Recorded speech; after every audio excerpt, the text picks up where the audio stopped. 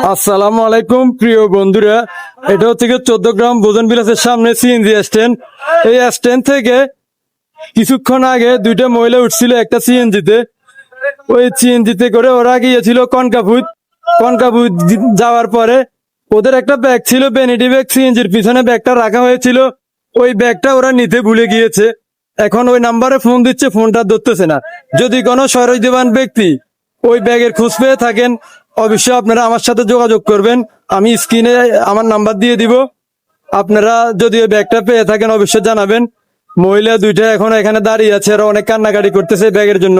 ওদের এখানে অনেক দরকারি কাগজপত্র ছিল, যদিও মোবাইলের জন্য এদের এত চিন্তা নাই, কিন্তু এখানে কিছু ব্যাগ আছে ব্যাগের জন্য, কাগজের জন্য ওরা অনেক চিন্তা করতেছে।